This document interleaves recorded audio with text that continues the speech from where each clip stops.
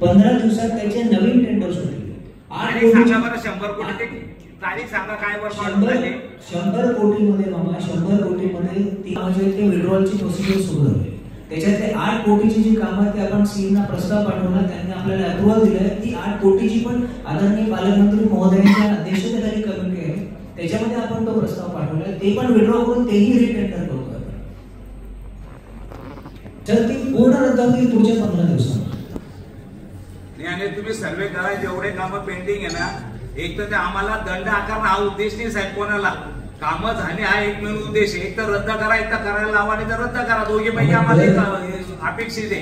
दर शुक्रवारी माझ्याकडे माझ्या ऑफिसला बैठक असते आणि त्याच्यातून आम्ही सगळे विड्रॉ करतो. जो परफॉर्म करत नाही तो विड्रॉ करणार आहे आणि मी विड्रॉ पण केलेले. तुमच्या माहितीसाठी सांगतो, तो रिंग रोडचं जे काम आहे तुम्ही ना त्या कोर्टाच्या चौकासमोर जाऊन बघा. इथे एमएससीबीच्या ऑफिसच्या बाजूला मटन मार्केट, त्याच्या बाजूला बघा लोक आज मोर्चा होता ना. लोक शर्मेंद मामा तुम्हाला काही वाटत नाही म्हणे रस्त्यावरून चालतात. हे सकाळी आज मूक मोर्चामध्ये माझ्या बाजूला चालणार आहे. 22 करंजे होते माझे आमदार ते. म्हणजे इतकी वाईट परिस्थिती तिथे चालताना. तुम्ही गोलानी मार्केटच्या कोपऱ्यावरती जाऊन बघा काय परिस्थिती आहे. इथे मटन मार्केट काय परिस्थिती आहे. किती महिन्यापासून आहे हे बघा साहेब. विचारा सुरेश किती महिन्यापासून आहे. हे उत्तर नाही ना नोटीस आहे. तुम्ही कधी जाता का साईटवरती पाहता का? तुम्ही वापरताना ट्रॉफिकला काय प्रॉब्लेम होतो बघता का कधी तुम्ही? ही जी कामं विड्रॉ होतील ना, ज्या एजन्सीची कामं विड्रॉ होतील तो पुढची 2 वर्ष एक सुद्धा काम घेऊ शकतो. मी जबाबदारीने सांगतो. आम्ही सफर होतो साहेब. याच्यामध्ये तुमचे नंबर नाही देते लोक. तुम्हाला फोन करत आम्हाला बोलता लोक. आम्ही सफर होतो. जसं काय आम्ही गुन्हेगार आहे त्या गोष्टीचे. चुका तुम्ही करायच्या आणि गुन्हेगार आम्ही होतो असं त्याच्यात. तुम्ही पाठीमागे घालायच्या ना आम्ही सफर होतो त्याच्यामध्ये. मामा कोणालाच पाठीमागे नाही घातलेले. तुम्ही साहेब ऐकून घ्या. गोलानी मार्केटचं किती महिन्यापासून काम चालू आहे. मटन मार्केट तो रस्ता आहे तिथे स्मशानभूमीचा किती महिन्यापासून चालू विचारून बघा तुम्ही. माहिती काढा तुम्ही त्या गोष्टीची. नेरी नाक्या जो आज सुद्धा बघा तुम्ही त्या गणपती बालाजी स्वीटच्या समोर साहेब किती दिवस झाले रस्ता खाली उतरण्यासाठी सुद्धा रस्ता नाही बनवला. अरे एखादा गाडून माणूस सुद्धा असं करू शकत नाही. म्हणजे आम्ही डोळ्याला पट्टी बांधली का तुम्ही? आम्ही पट्टी बांधली का डोळ्याला? दिसत नाही का आम्हाला? गाडी उतरू शकत नाही. नेरी नाक्यापाशी आज सुद्धा गाडी उतरू शकत नाही साहेब तिथे. हे जे आपण विषय करतात ना, आपण मला वाटतं आपण बसू, आपण बैठक घेऊ आणि एक विषय रिझॉल्व्ह करू. म्हणजे ऑलमोस्ट 90% विषय रिझॉल्व्ह झाले साहेब. आम्ही जेव्हा इथे संतापाने बोलतो ना 10 वेळेस सांगून झालेलं असतं. ऐकून घ्या. आम्ही तक्रारी झालेलं असतं तेव्हा आम्ही इथे बोलतो. जेव्हा न्याय मिळत नाही आम्हाला तेव्हा मी इथे बोलतो. तुमचे मामा आपली जी बैठक झाली, बैठकीमध्ये जे पॉईंट तुम्ही रेज केले ते सगळे आपण सॉर्ट आउट केले.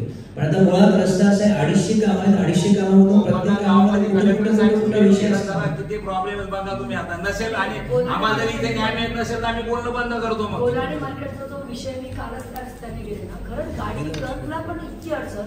एक तर हायवे हा फक्त मोठ्या वाहनांसाठी ठेवा आणि जिथे समांतर रस्ते समजा 1 किलोमीटर 500 मीटर जे झालेले आहेत तिथे कंपल्सरी जर 2 व्हीलर तिकडे जर आपण केला, आता जे समांतर रस्ते करतो म्हणजे हा जे अपघातामध्ये जे मृत्यू होतात ते थांबवू शकतात.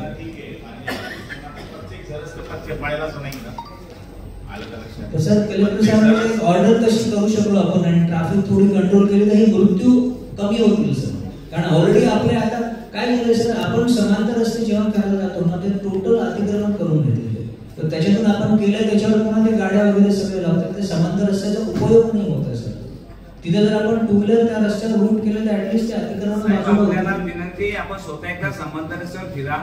याची लेवल काय झालंय. तुम्ही त्या पोदार स्कूल आहे ना, म्हणजे एखादा खेड्याचा माणूस बी असा रस्ता बनवत नाही. असे रस्ते बनवले तिथे. आपण जाऊन अरे आम्ही पाहून आलो. तुमच्या अधिकारी बघत सांगत पण नाही. मी सुद्धा जाऊन आलो तिथे. आणि हॉटेल अतिक्रमण ते ढाबेवाले तुमच्या ओळखीचे तेवढा भाग सोडून दिलेला रस्ते बनवणे डायरेक्ट. त्या सूर्यजीच्या मागच्या मिटिंगला बोललो होतो आम्ही. अतिक्रमण आहे पण तुम्ही काढा ना. महापालिका आयुक्त समोर बसलेले 10-20 विषय झाला. फक्त ओळखीचं हॉटेलवाला म्हणून अतिक्रमण काढायचं नाही. 100 मीटरचं अंतर तेवढं बाकी. अतिक्रमण काढायला आता एसपी साहेब इथे बसले. 5 मिनिटात पोलीस सर पाठपुरावा चालू. अतिक्रमणासाठी रिस्पॉन्स नाही. महानगरपालिकेचा अजिबात रिस्पॉन्स नाही. मी स्वतःही करतो काम त्यांचं सर. अतिक्रमण काढणं आम्ही काम करतो. मी तेच सांगतोय की ओला ते आहे. सांगा, आपण तिथं या उभं राहा, माझी टीम कधी पण साहेब आपलं काम आहे अतिक्रमण काढणं, माझं थोडंच काम नाही, आहे. असं कधी तुमच्याकडे टीम आहे, तुमच्याकडे वेगळा विभाग आहे अतिक्रमण काढायचा. ज्यांच्या रोडवर अतिक्रमण आहे त्यांनी समोर उभा राहा, माझं अतिक्रमण. माझा रस्ता नाहीच आहे, मी तेच सांगतोय की आमचे रस्ते नाहीच आहे, महानगरपालिकेचे नाहीचे रस्ते आहेत. मी तेच तर सांगतोय. महानगर नॅशनल हायवेचे आहेत ना, नॅशनल हायवे नाही, समांतर रस्ता खालचा, आणि त्याच्या बाजूला जे आहे त्याच्या बाजूला तुमचेही आहे. महापालिकेचा रस्ते असेल तर मी काढून देतो. मला फक्त सांगा. सोनवणे साहेब, तुम्ही ना 8 दिवस आमच्यावर फिरा. मी सकाळी यांना फोन लावला तर कोर्टात आम्ही ते आंदोलनाची तारीख होती, लोक कोर्टात सुद्धा उभं राहू देत नाही. ऐकून घ्या, ते वकील भेटला, तुम्ही रस्ता फक्त उद्घाटन करता म्हणे. 6 महिने झाले उद्घाटन, भूमिपूजन करून. पाटील साहेब लावला नाही फोन तुम्हाला, त्या मॅडमचं बोलणं नाही करून दिलं. आम्हाला लाज वाटायचे लोकांना काय उत्तर द्यायचं असं. 6 महिने झाले नारळ फोडून की, ते 6 महिने अजून मटेरियल बी टाकले त्या रस्त्यावरती. मामा आपले जेवढे पण कामं आहेत आणि जे कामं ऑलरेडी सुरू झाले नाही ते सगळे इन्क्लुडिंग 100 कोटी त्या सगळ्या कामांना दंड लावलाय. ते कामं काढण्याची प्रोसिजर सुरू झाली, जॉईंट मेजरमेंट होतात पुढच्या 15